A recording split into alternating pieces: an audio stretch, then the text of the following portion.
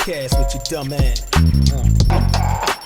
All in and all. Very excited. Welcome back. Another episode, man. Beats, Bars, and Bourbon podcast. We're right here in my hometown, Washington, D.C. Couldn't pick a better place to be. Today, we got something special for you. We got a special guest.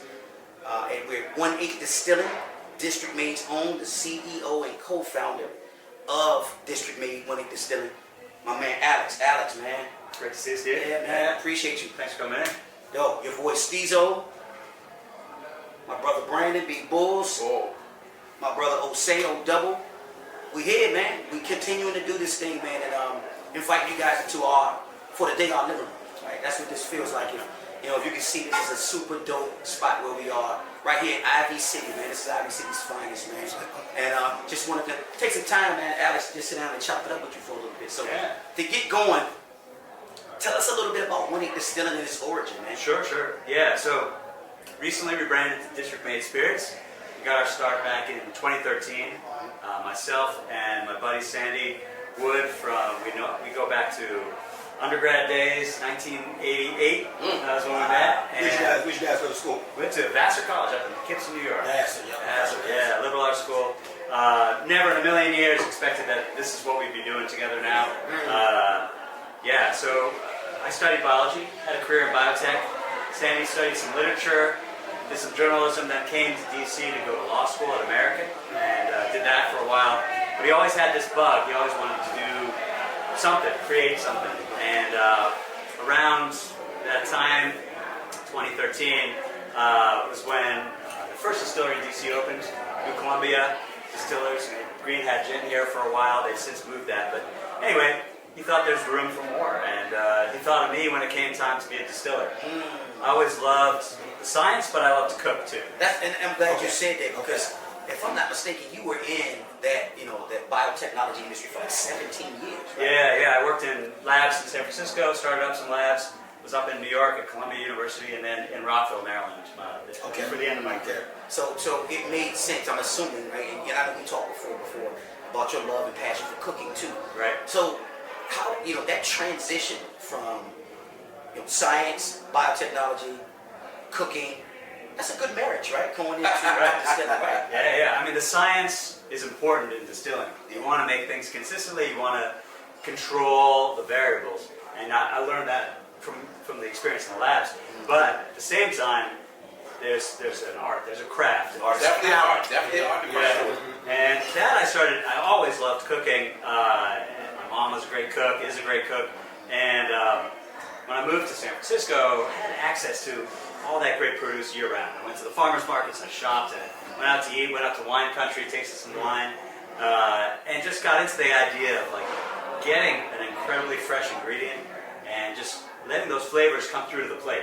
Not fucking it up, let those flavors come through. Very simple, right? Alice Waters at Shape and East, right? This fancy restaurant in Berkeley. She serves, sometimes on the menu, when it's in season, a peach. That's a course. She doesn't do anything, it's just a peach. A peach. And she puts a peach on a plate, that's one of your courses. Because it's just so good, don't mess it up. So that's the idea of distilling. The science, of course, is important, but I want to work with great local farmers that are growing these great grains, these heirloom grains for us, the Abruzzi rye, the Hickory King corn, the great malt house down in North Carolina. I want those flavors to come through in what we distill. And listen, I can attest to that for those that haven't visited District Made or some of the local liquor stores that sell this product. You can taste the passion just as much as you can hear it through this camera. Definitely. That's for sure. Speaking of that, how important is it to have those relationships with the corn producers? How important are those companies when it comes to bringing together what you do? Yeah, no, it's key. I mean, ultimately, everything we're drinking here, what's in this glass, is an agricultural product, right? We transform it, we do things with it, but it starts on the farms. And we work with two great farms, Land's End Farm out in Chestertown, Maryland. Okay. We've been working with them for over 7 years. And we also work with Fairview Cattle and Grain out in Culpeper, Virginia. And I know the farmers by name, I call them up, have conversations. They introduced us to some varieties of grain, We've asked them to grow certain things, and yeah, it's key. So, It's key to so, have so, those relationships. so basically, they are the key to the ignition. They are the kickoff to the bourbon. They are the kickoff. Like they're the start of everything that you're whipping up and everything you're creating. Yeah, that's for us. That's what's important. I mean, that's not the case at every distillery, but for me, I respect what they're doing, and I want to, express in my spirits the local Mid-Atlantic flavors that we can only get from local farms. I could buy grain from the Midwest, from Canada. It'd be cheaper, but that's not what we're about. We're going The to, integrity of what you produce is what's most important to me. yeah, absolutely. Yeah. Absolutely. It's funny, earlier we were talking about the fact that your cocktail menu or the ingredients behind the cocktails, it's your staff that actually comes up with those particular cocktails, right? Yeah, most of the recipes. Yeah. Yeah, I had the left wing, Left wing. which is what I've destroyed already. And I thought it was dope that with that particular drink, you partnered with a local manufacturer of the liqueur, right? Right, yeah. Again, we just, we want to all support each other. Yeah. So, the absinthe in our Sazerac from 10th Ward up in Frederick. Don Ciccio affiliate across the street. Francesco makes some great aperitivos, amaros, other spirits, liqueurs. As much as we can, we have allspice dram from Cotton and Reed, Rum Distillery. We just want to use all of these ingredients in our cocktails. Pratt Standard syrups. Yeah, they're equally important to us, right? We're a local crew that's doing our thing, and it only makes sense that it's homegrown as we go out and brand ourselves. It's one of the reasons why we're here. That's the Bourbon. District Made was a bourbon that wasn't on my radar, but learning about you and now tasting, it's on the radar. And us as bourbon boys, our job is to also let our viewers know that we're not just drinking these bourbons because we're freaking drinking them. We drink because they're good, and we're learning as we go on, as we proceed. That's what it's about, man. So Alex, we want to definitely say thank you. That's thank you. For sure. Appreciate it. So, and can't wait to get to what we got next. But before we get into that, you got something that's exclusive that not many people know about. That hasn't even been released yet. I'm gonna talk a little bit about it, and then we can get into that next. Yeah, sure, yeah. Pass them out. Okay. Would be great. Yeah, so we got every year for the last 3 years. This will be, You just pass them around. yeah, appreciate it. Even the guy behind the camera gets one of these. Even the guy behind the camera. Hey, Yeah. like Alex said though. Mega Mike, shout out to Mega Mike. Okay, guys. So, yeah, this is our upcoming Bottled and Bond bourbon release. Over 7 years old. Our oldest release to date of our own make bourbon. 7-year age. Okay. 7-year age. It was only 3 barrels. So it was grain harvested in 2014. That was then, we distilled it in 2015. Right there, Bob. April 2015, it was distilled. 2 batches, and we picked, out of those 7 barrels of those 2 batches, we picked the 3 that we loved the most. And this is the end result. This is not on the market yet. No, March 3rd it's coming out. What March 3rd? March 3rd, which is the anniversary of the Bottled and Bond Act. Bottled and Bond. Super fast. There you It go. does. Yeah, so all 3 of these are high rye bourbon. We do 2 different mash bills. When we get on the tour, I'll talk a little more about that. Perfect. Yeah. Cheers, guys. Cheers. Smooth. Yeah. Smooth. Nice rye spice, but it's mellowed by 7 years in the barrel. Yes. Yeah. Yes. Wow, that don't sting going down. Nope. I can drink this. Yeah. This is nice. Yeah, man. So listen. So as we know, I can hear the buzz getting out there. Yeah. We got folks out there waiting for this tour and this tasting. Right. But we're going to continue this, right? This is just the beginning of you guys getting a more or less private and intimate sit down. We have to kind of chop it up with Alex. But what we got next for you guys is the tour and tasting, where we'll show you everything more or less behind the scenes. Oh, you want to say the tour I got and a question. I got a question I want to ask you. Yeah.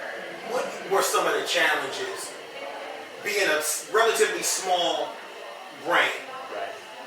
jumping into this major competitive industry? Yeah. Yeah, that's tough. I mean, craft spirits is relatively young still, but we're growing fast. It's grown a lot since we started. But ultimately, when it comes to a lot of spirits, people that are of a certain age, they have their brands, and that's what they like to drink. I know, like my parents' generation, they had their brands, and it was hard for them to break out. What we are doing, as part of a craft spirits industry, is introducing new flavors. We're not making Kentucky bourbon. Don't get me wrong, I love a lot of Kentucky bourbon. 90% of the bourbon is made in Kentucky. But we're doing something different. Something different. Little district made. Everybody want to bring something different to the game. Everybody want to bring something different to the game. So Yeah, cool. Y'all gonna catch up. The craft craze is hot. It's on fire. Massive. Yeah, it is. I mean, other parts of the country were, I think, a little ahead of where DC was. Like living in San Francisco, living in New York. But DC has caught up fast. It's a lot of. That's what I like to hear. Yeah. Literally, that's what I love to hear. That other places are catching up. It's not just one place that's dominating the scene. Yeah, it's not a monopoly. And listen, another thing. Here's a fun fact. 1-8 Distilling, first distilling company in Washington D.C. to distill whiskey. Wow. That's major. Wow. That's major. That's where we at. Okay, a landmark, man. And if you can't, I'll move to let you see some of this beauty behind us, man. This is some of the classic and the history models. Yeah, behind us. You can see the awards and things of that nature. So they doing that too. They winning awards and all of that too. Hey, listen, some of you guys need to know that they're like awards and trophies around some of these bottles, which mean they are winning. They are winners. And just because it's a small bourbon distributor, don't mean that they're not winning in this industry. I see a lot of trophies around these bottles. And like Alex said, that's one thing to be recognized in these national and international competitions. That's great. But you said something that really resonated with me. That was most important is that everyone has their palate and should be able to appreciate and enjoy it. My opinion of how I enjoy this is equally as important as someone that's sanctioned to tell you. 100%. I always tell people, your palate is yours and it is right for you. That's right. And don't ever let anyone tell you, oh, you shouldn't like this, or you should like this. If you like it, you like it. If you don't like it, you don't like it. Funny. If you don't like it today, hey, try it again in a couple years. Maybe you'll like it then. Funny. Tell us about that name, District Made. Right. I think that's such a cool name. Yeah. And when we started as 1-8 Distilling, before we rebranded, we had lots of different names. You can see some of these old bottles behind me. District Made was always the name of our vodka, the DMV. District Made vodka. The DMV.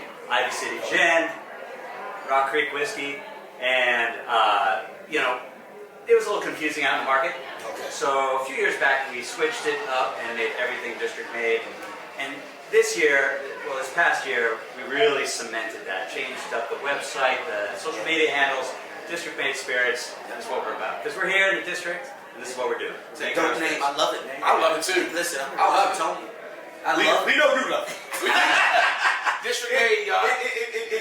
It's something, and we know the pride that Washingtonians have. Yes. And I think the name just resonates, and I think it'll connect. I think it connects with Washingtonians, and obviously nationwide and worldwide. But by being a DC brand, Right. And the name's boom. That's it. I love it. Love it.